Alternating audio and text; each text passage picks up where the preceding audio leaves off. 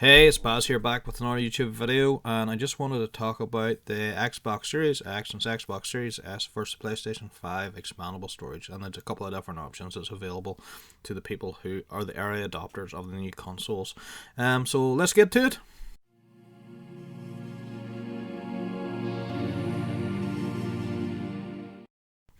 So at this stage, we've heard of the storage expansions, what's going to be available to people who are going to buy the new console. So whether you're buying an Xbox Series X, Xbox Series S, or a PlayStation 5, you're going to have to, there's going to be options for expandable storage.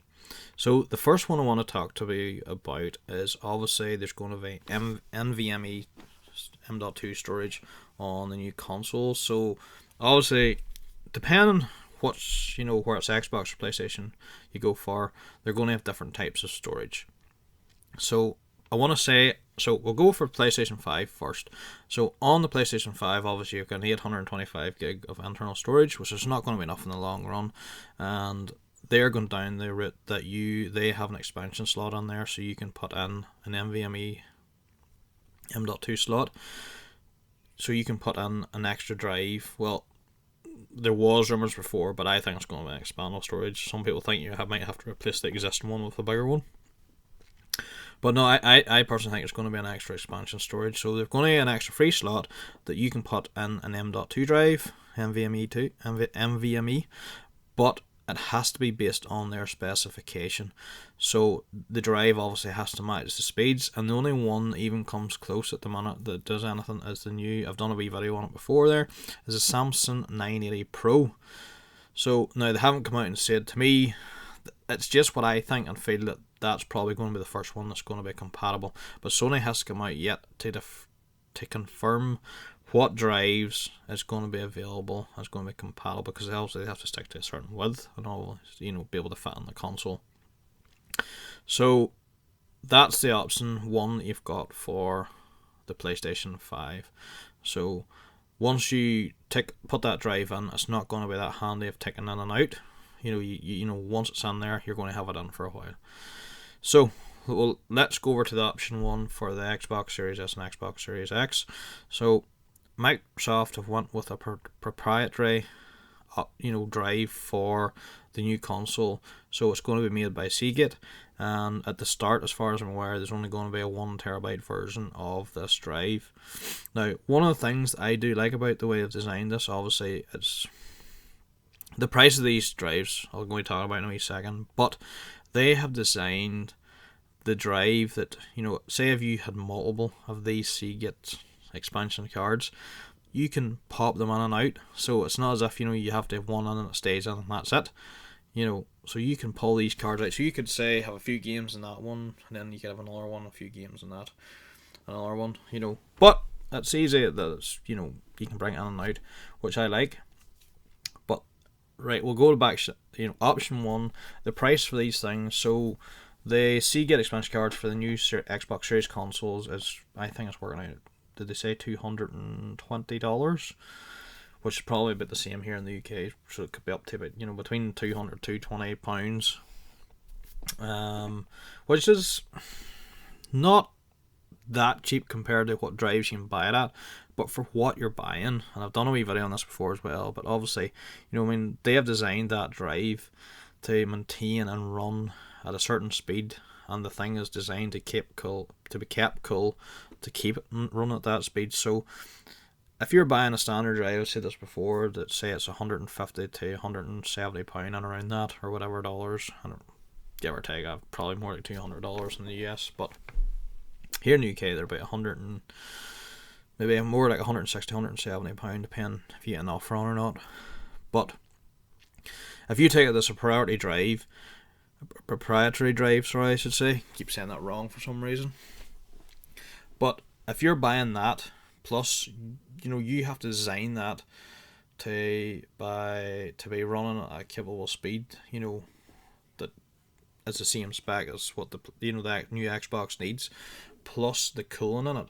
So they've designed these proprietary cards, expansion cards, that you'll be able to use them within the console.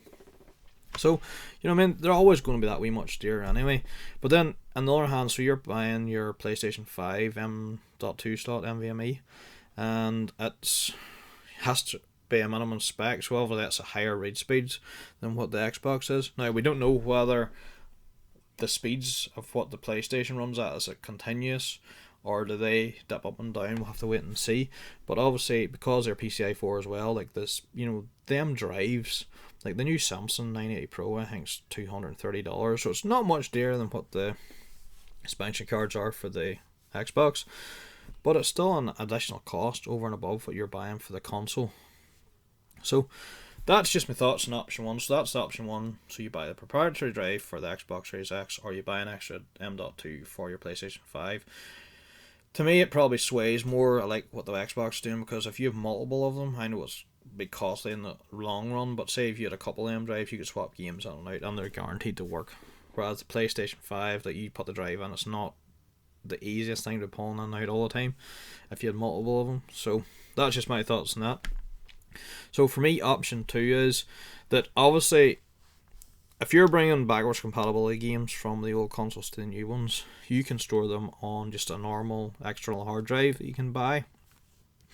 So like Microsoft, or I think Sony have something similar by Seagate as well, that you can buy like 4 terabytes for 100 quid or so, £100 over here in the UK. I'm not sure what they are in dollars.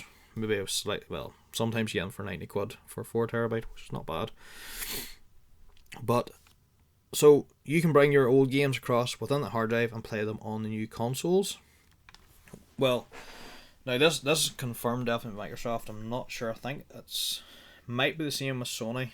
I just need to look that up. But if I do, and I find anything out between the time I publish this video, I'll put a wee link or a update information in for you. But on the Microsoft side, you will be able to bring all your games across on that external hard drive across. So if you've already got one, then you would be able to, obviously games are optimized for the new Xbox Series X and Xbox Series S, need to be running off the SSD that's in them, or this proprietary drive that you can buy. But if that's going to be not a cost effective way, and it's, you know, obviously you're buying a $500 console plus another $220 drive for it as well, like, you know, it soon adds up. But if you've got an existing drive, what you could do is, this is an option. I don't think a lot of people know this. It's out there, people know about it as well, but maybe not too many. That's why I'm doing this wee video on it. So if you have games that are optimized for the new consoles, Xbox anyway, I need to look on the PlayStation side as I said before, but you've got this game that's optimized and running off your new Series X or Series S, but your drive's falling up, and it's £220 to buy, or whatever it is to buy this new drive. That's a lot of money. But say you had that 4 terabyte you had from the previous console. Obviously they have to be on the new SSD, but what you could do is maybe keep the top, I don't know how many games, depending on how many, you could probably get between 5 to 10 on it. Just depending on what size, obviously. But what you could do is, you can move them games from your internal storage to your external storage you can move them in and out as you need to. So keep the top few games you're playing on your console, and maybe one, or as maybe you complete one, move it out to that external hard drive, so it's taking up less space in your drive, and then move another one in, so instead of you downloading them all the time and deleting them, like, you've still got the save game on that hard drive and it's there.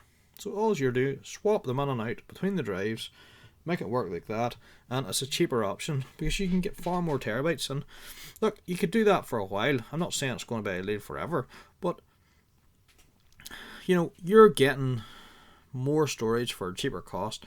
I know you're having to swap in and out, but it just makes it that wee bit cheaper until maybe they bring out maybe a 2 terabyte version that's maybe comes down a bit in price, or the 1 terabyte comes down, and you can maybe afford at that stage to buy a couple of them. Do you know what I mean? That's the option too, and that's probably where I'll be going down for a while. And later on, maybe if there's, I would rather a bigger version if I'm going to plug, like, even more so on the PlayStation 5, that you could plug that in and it's there and it's done. and you don't have to swap them in and out, so you probably prefer a bigger one. Microsoft, you can pull them in now if you had a couple of different ones, but it's not ideal either, but it can be done.